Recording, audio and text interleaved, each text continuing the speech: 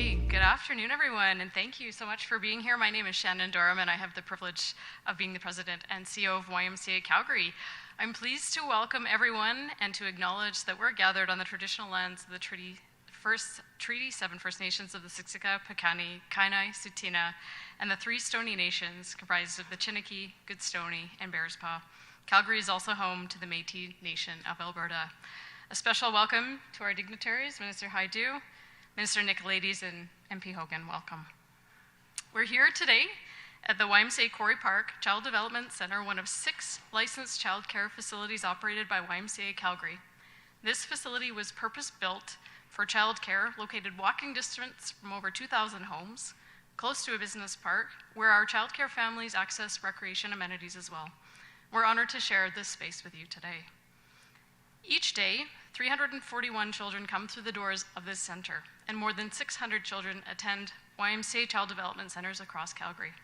Their parents and caregivers head off to work or school knowing their children are in a safe place to learn, grow, and play, cared for by our team of highly qualified early child educators and staff. It's a wonderful thing to be a part of and a daily reminder of why high quality, affordable, and accessible childhood education is so important. Today's announcement supports stability in 2026 for childcare centres across Alberta and paves the way for more families to access affordable care. To share further details, I'm pleased to introduce the Honourable Patty Hajdu, Member of Parliament for Thunder Bay, Superior North, and Minister of Jobs and Families. Minister Hajdu. Well, thank you very much, Shannon, and thanks for welcoming us here at the Y. And it's such a joy to work with partners like you across the country who are delivering quality childcare for families, Canadian families, and to Minister Nicolaides, who I met on Zoom it feels like just a few weeks ago that we were talking. Thank you very much for your collaboration in getting to this point today. Minister Nicolaides was telling me that he has 5 little children, so he is no stranger to the need for affordable childcare himself. I'm also joined by my colleague, friend, and incredible parliamentary secretary to the Minister of Energy and Natural Resources, Corey Hogan, who I didn't know very well before he was elected this past election, but what a true gem you are for our caucus, and thank you so much for all the ways that you contribute.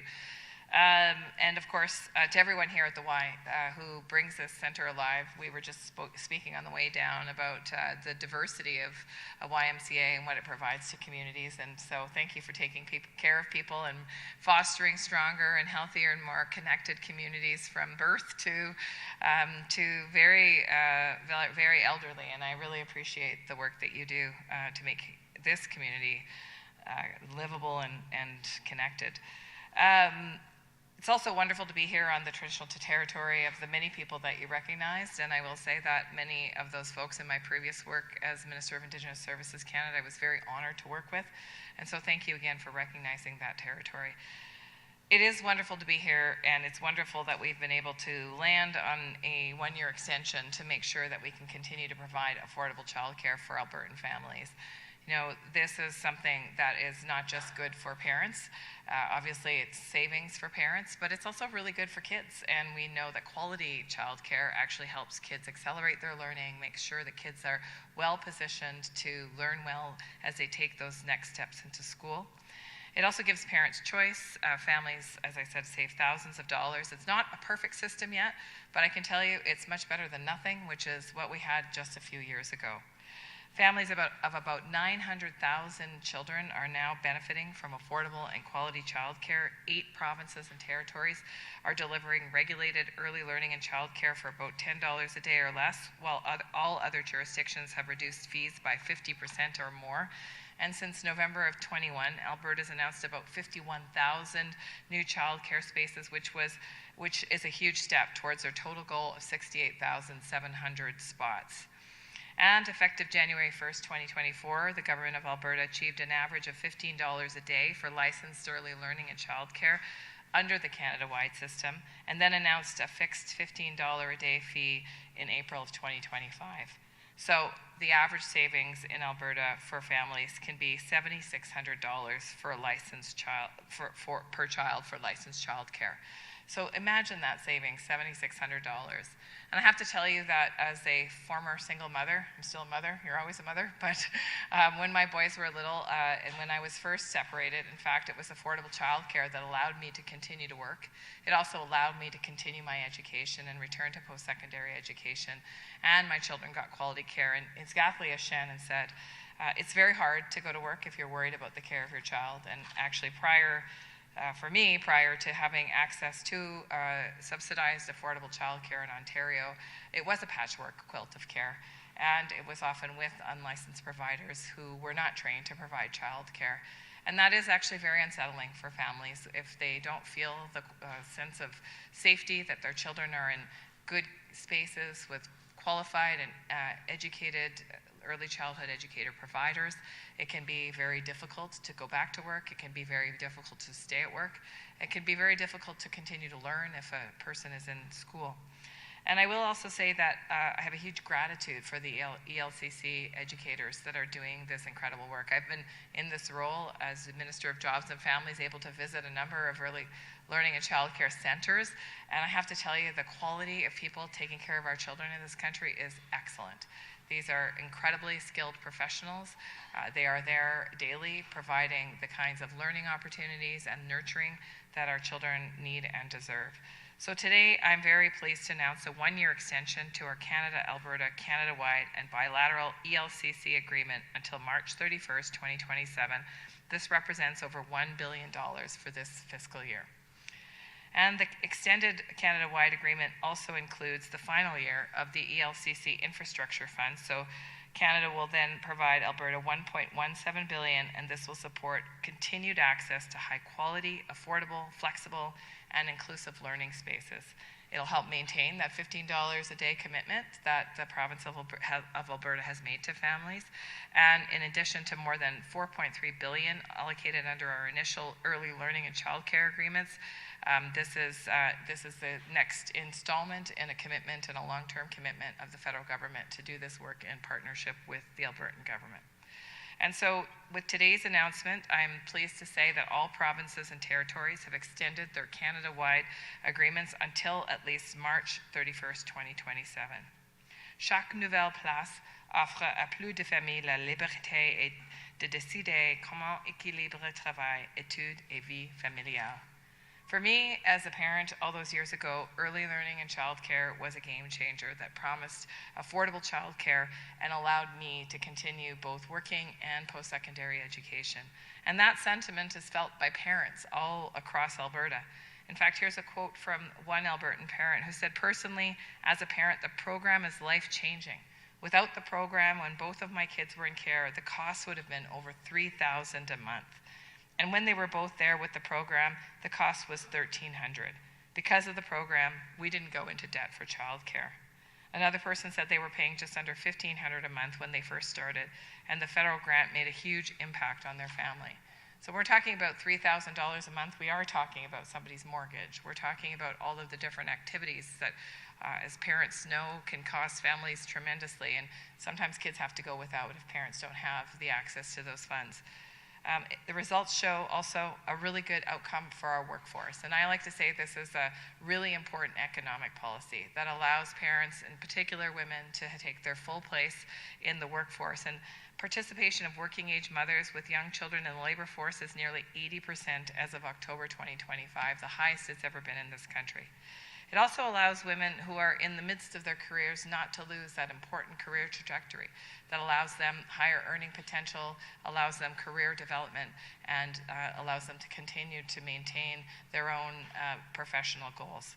So listen, I just want to acknowledge the dedication of Alberta in these negotiations, your commitment to this program, your commitment to affordability for families in Alberta, and your commitment to quality childcare and education that's going to help us raise the next generation of strong Albertans. Thank you very much. And I think I am now calling up Minister Nicolaides.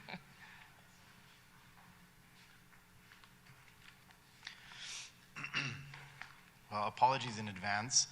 As you can probably tell from my voice, I'm a little under the weather, but I think I'll be able to get through most of it. So I appreciate, Minister Hajdu, thank you so much for your partnership. Thank you for being here.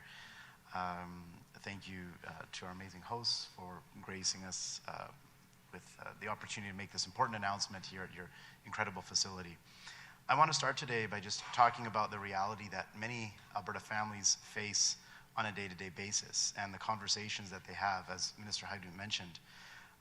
Oftentimes these conversations revolve around challenging financial decisions and personal decisions that families have to make when looking for affordable childcare. I know that it's a stress that comes when you can't find the right spot for your child, and it stops you from taking that new job. It stops you from maybe attending post-secondary, as you mentioned, or from growing a business. And it keeps you up at night. And we know that for far too long, finding a space has been harder than it should be. And we know that affordable fees also mean nothing if you cannot find a door to walk through. And that's why we're here today. And we've been through some important negotiations with the federal government. And the agreement that we signed is an important step forward. And we're excited about the prospects of this new deal. Now, we, of course, faced an important choice as we came up to March of 2026 as our current agreement ended. And we could have rushed into a long-term deal that maybe was not the best fit for Alberta, or we could try to find a temporary measure to continue our work to find a system that actually meets the needs of all Alberta families. And that's why this extension of the Canada-Alberta Childcare Agreement until March 31st, 2027 is so particularly important. It's an important bridge and a critical step to help ensure that we continue to advocate for Alberta families. Now, this extension is important because Alberta's a very unique place, of course. Our childcare system relies on a mix of providers. We have amazing nonprofit providers, such as the one that we're in right now. And we have thousands of incredible entrepreneurs who run private centers. And we have day home operators, many of which just down the street from your home and in your neighborhoods. And the challenge that we faced, of course, was some challenges and limits on some of these providers. And they may have inadvertently created wait lists in areas where we needed additional access. This extension today is not just about keeping lights on, but it's about fixing some of these challenges.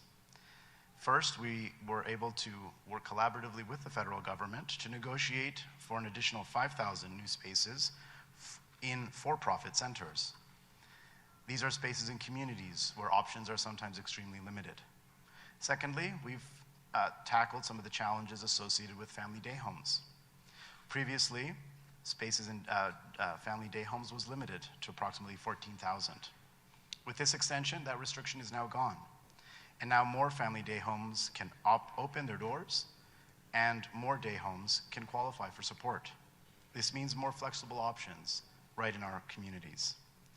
And while we continue to work forward in improving access, we're also working to protect the financial situation of so many Albertans. This extension guarantees that fees will continue to stay low. For children, kindergarten age and younger, parent fees will remain at will remain at $15 a day.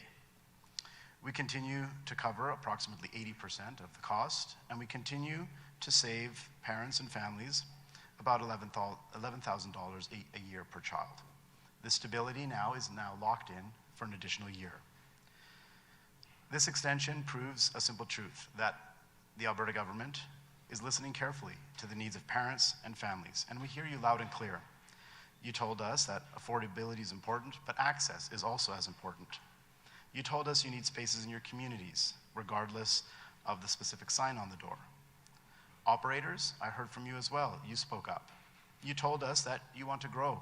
You told us that you want to serve your neighbors, and we've heard you loud and clear.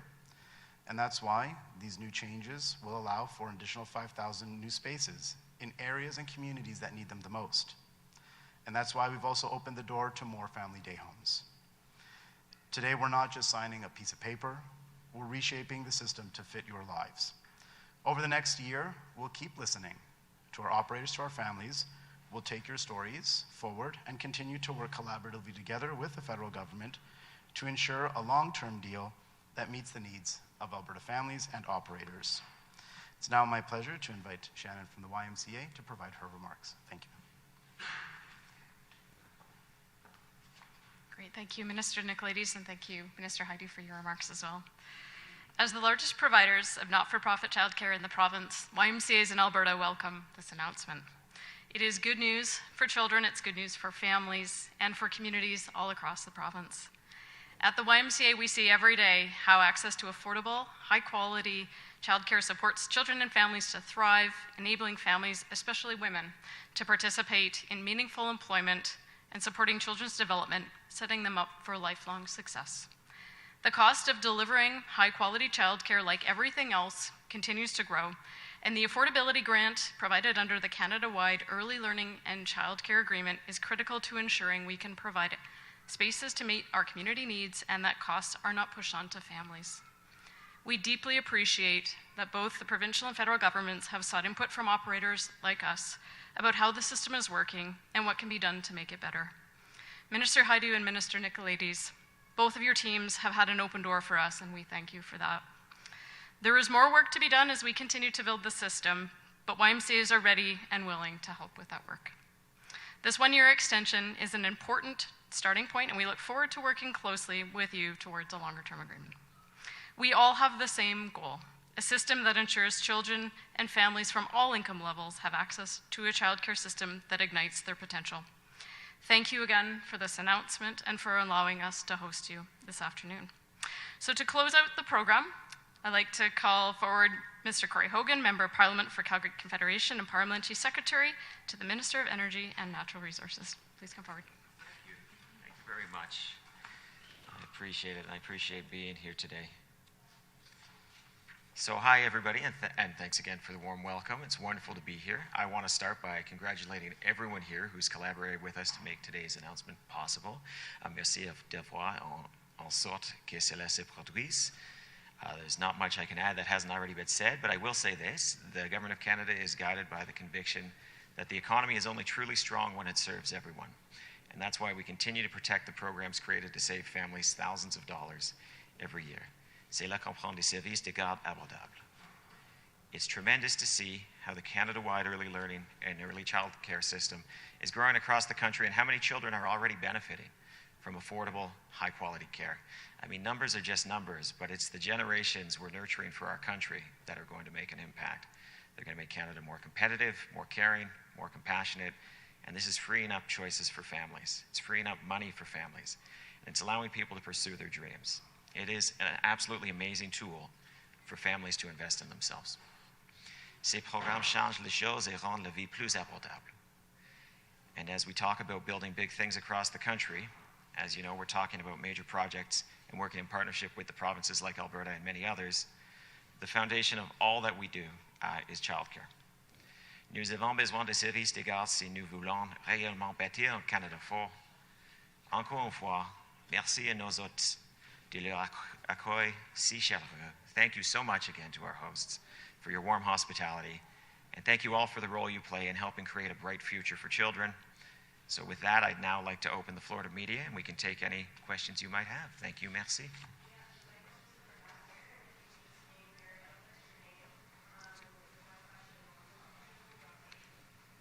Hi there, Mark Villani here with CTV Calgary. I have a question for Minister Nicolaides. It's just regarding on May 15th earlier this year, Alberta's government announced that it hit its cap for federal funding for those new for-profit daycare spaces, stopping many new centers from accessing that $15 a day fee. How are you changing your childcare licensing process overall to ensure that what happened to operators back then doesn't happen again? Well, we're continuing to look at the licensing process to make sure that that type of situation doesn't repeat, but that's one of the main reasons why we wanted to look at an expansion of spaces, funded spaces for-profit providers, and it's one of the things that we were able to successfully deliver in this new extension so that more of our for-profit providers can continue to provide spaces. But around the specific licensing components, it's something that we are actively looking at. And just another question off topic, but I wanted to get your response to the ATA's unfair bargaining complaints they made, whether or not the government will be taking the feedback given during the teacher strike into account when developing the upcoming budget. Sure. Well, as it relates specifically to their complaint to the Labor Relations Board, I can't provide a comment, as of course it's important for that process to play out. And I know the government of Alberta, through the Minister of Finance, will provide the government's official response to the Labor Relations Board, and we'll work through that process. As it relates to Budget 26 decisions, we're very much interested in taking steps to address class sizes and classroom complexity. And so we had our third meeting of our Class Size and Complexity Cabinet Committee yesterday, and we had an opportunity to hear more about some of the challenges that we have in our system, and that information is incredibly important as we look to make future funding decisions. Thank you. Okay, next question. Hi, this is Arzuma with Radio Canada. Just to go back to the for-profit, can you tell us and elaborate more on what kind of flexibility you're providing to them with this new extension? Sure. The extension provides for 5,000 additional funded spaces. So that will help many for-profit providers expand spaces. As I know, as per the previous question, many operators back in the late spring were looking at expansion of facilities, but then we had reached our cap and could not provide any more additional funded spaces. So we'll be able to do that and help them expand operations for those that are looking to create more spaces. So to be clear, the ceiling cap is... The ceiling cap for for-profit spaces has increased by 5,000. Okay, all right. And what are some of the other points that you guys had to agree on in order to make sure that this one-year extension happens? I'm sorry, could you repeat the last part? Can you tell us more about what are the other aspects of this extension that you had to negotiate?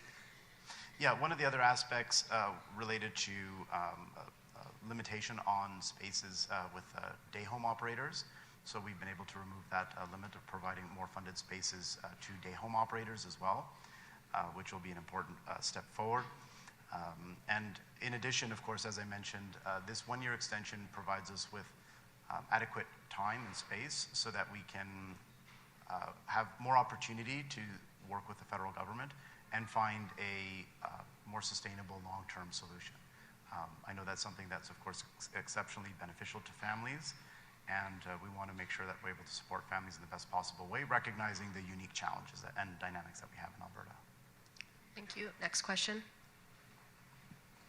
Hi there, Sarah Offen with Global News. I just wanted to ask you, Minister Nicolaides, please, about the removal of the subsidy. When this program first came in, we've been talking with families who say, it's great, except I was almost completely covered by these subsidies, specifically for those, kids leading up to kindergarten. Is there any, consideration in terms of making some changes so that for single parents that have multiple children, that they can once again be able to afford those childcare spaces as well? Sure. Not at this point, but always happy to have those conversations. Always happy to look at ways in which we can improve and we can provide programming and supports to parents in a way and families in a way that meets their needs. So no immediate plans, but always happy to listen and take any additional steps that we may need to. The only other question I wanted to ask was about the $15 that we're at, whereas we see on average other provinces and territories that have signed on are around that $10 a day mark. Can you sort of explain the disparity there, and are we trying to still reach for that $10 a day mark? Well, there's a couple pieces to that. I know, if memory serves me correct, Ontario averages about $19 to $22 a day. So I know that some provinces are finding some challenges in pushing towards a $10 a day. And I think that's part of the reason why we want to have this one-year extension, so that we have ample time to have more in-depth conversations with the federal government. I know other provinces are looking for that opportunity as well, recognizing that some provinces are finding some particular challenges in reaching the $10 a day. Okay, thank you. Any final questions? No? Okay, well, that concludes the media avail. Thank you so much.